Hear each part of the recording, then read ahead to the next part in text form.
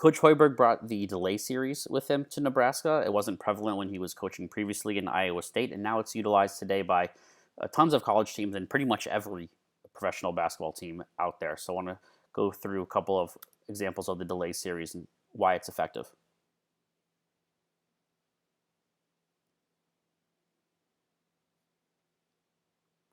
So Nebraska definitely had a more open three-pointer, but Penn State doesn't fall for the pump fake, and they go for it again and make it.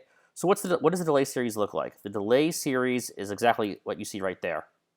It is a pass usually from a wing by a guard to a 4 or 5 man at the top of the key.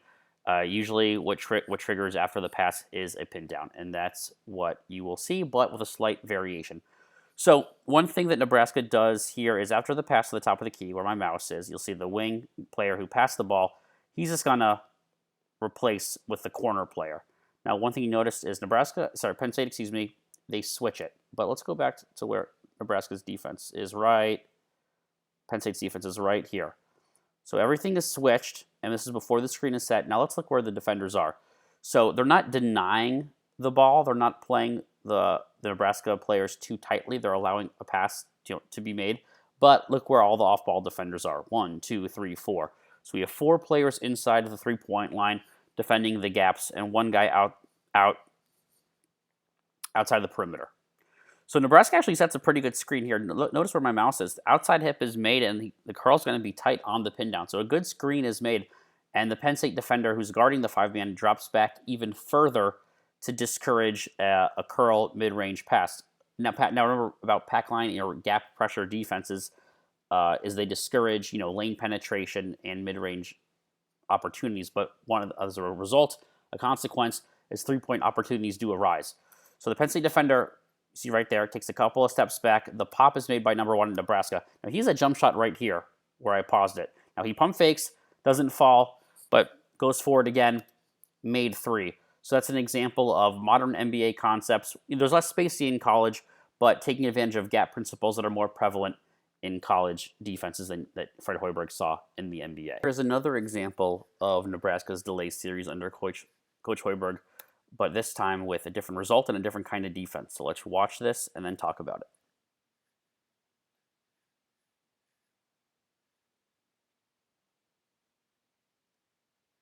So there are a lot of differences between this clip against Michigan and what we saw against Penn State previously.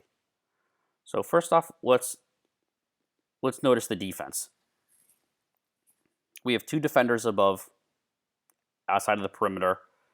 We have guys playing in their gap with Teske being the middleman right now. But you can tell from there's a delay pass right there to the big. You're going to have the corner wing replace on the weak side. But notice Michigan's defense one more time. See how they jump out to the ball? So they're already challenging the pass and catch. So we know this is a more aggressive defense that Michigan has versus Penn State in the last clip. Also, in my analysis of Nebraska's offense under Coach Hoiberg, 24, the big in this series, was not much of a shooter and a shooting threat, which I'm sure Michigan knew and had in their scouting report. So we have the reverse to the wing. We have a pin down coming. You see Teske right there pointing. He's calling out the screen. Notice how it's being challenged. You have Michigan being alert right now for the curl and the curl entry. But one thing I actually do wonder is if that was actually a decoy. Because if you notice 11, who receives the pin down, kind of gives up once he crosses the screen and reverts back to the corner. So I wonder if that was just part of the play. Now what makes this effective is that John Teske, Michigan's big right here, he is an amazing defender in college basketball, one of the best big defenders in all of college basketball, because he can simultaneously play in pick and roll coverage or handoff coverage. He can play the big, and he can also play the guard at the same time. Now, what makes this work is even though the pin down looked like a decoy, it froze Teske just for a little bit to protect the backside. And by a split second is all you need in basketball or in sports in general to make a difference. And so let's go back to where the dribble handoff occurs. You see 34, who has a very long last name I can't pronounce. He has the advantage over his man.